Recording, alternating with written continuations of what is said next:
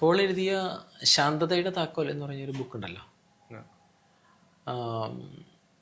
ആ ബുക്ക് ഞാൻ വായിച്ചു തുടങ്ങിയിട്ടുണ്ട്, പൂർണ്ണമാക്കിയിട്ടില്ല. എങ്കിൽ ആ ബുക്കിനെ പറ്റിയൊരു താങ്കൾ അതിലേക്ക് എത്തിയ ഒരു സാഹചര്യം, ആ ഒരു ആശയത്തിലേക്ക് അല്ലെങ്കിൽ ആ ബുക്ക് എഴുതാൻ പ്രേരകമായ ഒരു സാഹചര്യം എന്തായിരുന്നു എന്ന് പറയാമോ? അതിന് രണ്ട് പ്രധാനപ്പെട്ട കാരണങ്ങൾ എന്ന് വെച്ച് കഴിഞ്ഞാൽ എൻ്റെ ജീവിതത്തിൽ ധാരാളം ഇമോഷണൽ ടർബുലൻസ് ഉണ്ടായിട്ടുള്ള ആളാണ്. കാരണം വികാരങ്ങൾ എങ്ങനെ മാനേജ് ചെയ്യണമെന്ന് അറിയാൻ പറ്റാത്തത് കൊണ്ട് ഈ ധാരാളം പ്രശ്നങ്ങളുണ്ടായ ഒരാളാണ് ഞാൻ.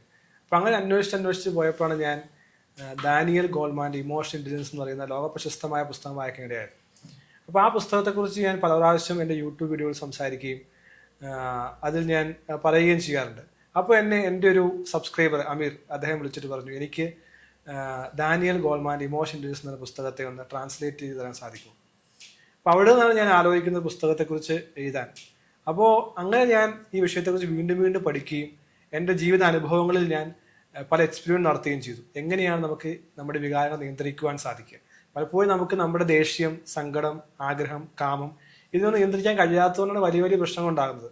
അപ്പോൾ ഞാൻ പല ബുക്കുകൾ വായിക്കുകയും എൻ്റെ ജീവിതത്തിലെ പല എപ്പിസോഡുകൾ, എൻ്റെ ചെറുപ്പകാലത്ത് സംഭവിച്ചത്, എൻ്റെ അടുത്ത കാലങ്ങളിൽ സംഭവിച്ചത്, ഇതിനെല്ലാം ഞാൻ ദീർഘമായും ഒപ്പം ഇൻഡെപ്തായി വിശകലനം ചെയ്യുകയും ചെയ്തു.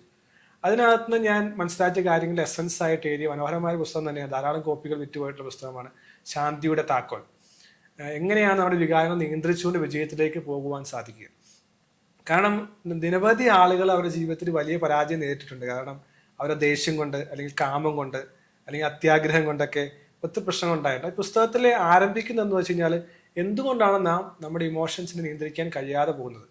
ആ പുസ്തകത്തിൻ്റെ ആകത്തുക എന്ന് പറയുന്നത് ശരിക്കും നമ്മുടെ ബ്രെയിൻ രണ്ട് പ്രധാനപ്പെട്ട ഭാഗങ്ങളുണ്ട് എന്ന് മനസ്സിലാക്കേണ്ടത്. ഒന്ന് പ്രീ ഫ്രണ്ടൽ കോർട്ടക്സ്, രണ്ട് അമിഗ്ഡല. ഈ പ്രീ ഫ്രണ്ടൽ കോർട്ടക്സ് ആണ് എപ്പോഴും ലോജിക്കലായിട്ടും സയന്റിഫിക് ആയിട്ടും റാഷണലായിട്ടും ചിന്തിക്കുന്നത്. പക്ഷേ അമിഗ്ഡല എന്ന് പറയുന്ന ഒരു ബീൻസിന്റെ ആകൃതിയിലുള്ള അതാണ് നമ്മെ പലപ്പോഴും പ്രശ്നത്തിലേക്ക് കൊണ്ടുപോകുന്നത്. കാരണം പെട്ടെന്ന് ഇമ്പൾസീവായി നാം റെസ്പോണ്ട് ചെയ്യുന്നതും, നാം തീരുമാനമെടുക്കുന്നതും, വർത്തമാനം പറയുന്നതും അല്ലെങ്കിൽ റിഫ്ലക്സ് ഉണ്ടാകുന്നതിന് കാരണം അമിഗ്ഡലയാണ്. അപ്പോൾ ഒട്ടനവധി ആളുകളിലും പ്രവർത്തിക്കുന്ന അമിഗ്ഡലയാണ്. ചിന്തിക്കാതെ പ്രവർത്തിക്കുക അല്ലെങ്കിൽ ആലോചിക്കാതെ പറയുക എന്ന് ഞാൻ പറയുന്നില്ലേ. അപ്പോൾ ഇതാണ് എങ്ങനെയാണ് അമിഗ്ഡലയുടെ അടിമത്തത്തിൽ നാം ആയി പോകുന്നത്.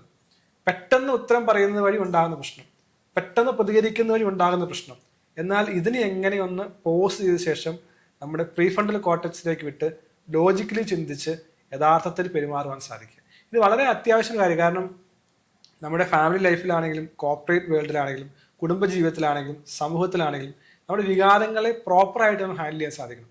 ചിലപ്പോൾ നമ്മുടെ ഒരു ടോൺ ആയിരിക്കാം, നമ്മുടെ ഐ കോണ്ടാക്ട് ആയിരിക്കാം, അല്ലെങ്കിൽ ബോഡി ലാംഗ്വേജ് ആയിരിക്കും. ഇതെല്ലാം നമ്മുടെ വികാരങ്ങളെ പുറത്തേക്ക് വിടുന്നുണ്ട്. തീർച്ചയായിട്ടും. അപ്പോൾ ഈ പുസ്തകത്തിൽ അതിനെക്കുറിച്ച് വ്യക്തമായി വിവരിക്കുകയാണ് എന്തുകൊണ്ടാണ് നാം വികാരത്തെ നിയന്ത്രിക്കാൻ കഴിയാതെ പോകുന്നത്. ഇനി ഇതിന് പല ചാപ്റ്ററുകളായിട്ടാണ് ഞാൻ അതിനെ ക്രമീകരിച്ചിരിക്കുന്നത്. കാരണം ഞാൻ പറഞ്ഞു, മരണകരമായ 7-8 വികാരങ്ങളുണ്ട്.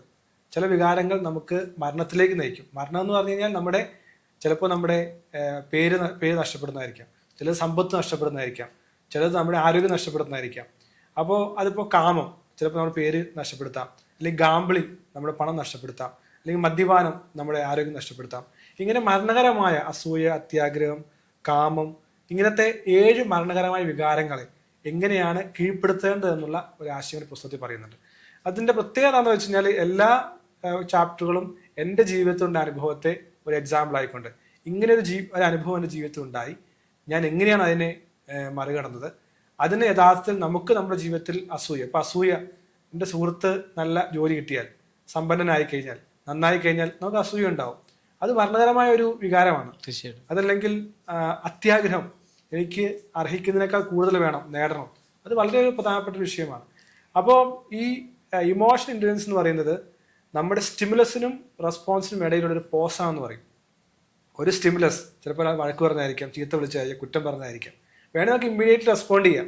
പക്ഷെ പകരം ഒന്ന് നിർത്തിയ ശേഷം ഞാൻ എങ്ങനെയാണ് പ്രതികരിക്കേണ്ടതെന്ന് മനസ്സിലാക്കാൻ സമയം കൊടുക്കുക എന്നുള്ളത്. തീർച്ചയായും ധാരാളം ആളുകൾ, റിലയൻസിൻ്റെ ഒക്കെ റീറ്റെയിൽ ഹെഡ്, അങ്ങനെ പല ആളുകളും ഈ വലിയ രീതിയിലുള്ള ആളുകൾ ഈ പുസ്തകം വായിച്ച ശേഷം, യുണിഡോയിലൊരു ഹെഡ് ഓഫ് ദ അക്കൗണ്ട്സ്, അവരൊക്കെ പുസ്തകം വായിച്ചിട്ട് നല്ല റിവ്യൂ എനിക്ക് നൽകിയ പുസ്തകമാണ്. ഞാൻ ഇപ്പോഴും പറയുന്ന കാര്യം, ഇന്നത്തെ കാലഘട്ടത്തിലെ കറൻസി എന്ന് പറയുന്നത് ഇമോഷൻ ഇൻ്റലിജൻസ് ആണ്. കാരണം ബാക്കി എല്ലാ ബുദ്ധിയും മനുഷ്യർക്കുണ്ട്, പക്ഷേ വികാരം നിയന്ത്രിക്കാൻ കഴിഞ്ഞില്ല എങ്കിൽ അത് തീർച്ചയായിട്ടും വളരെ ബുദ്ധിമുട്ടാണ്. ഞാൻ എന്തായാലും ഈ പുസ്തകത്തിന്റെ ഡീറ്റെയിൽസ് ബയോയിലും ഒപ്പം ഡിസ്ക്രിപ്ഷനിലും ഇടാൻ സാധിക്കും. ആമസോണിൽ അവൈലബിൾ ആണ്, അല്ല നേരിട്ട് നിങ്ങൾക്ക് വാങ്ങാൻ സാധിക്കുന്നതാണ്. പല ബുക്ക് സ്റ്റോറുകളിലും ബുക്ക് അവൈലബിൾ ആണ്.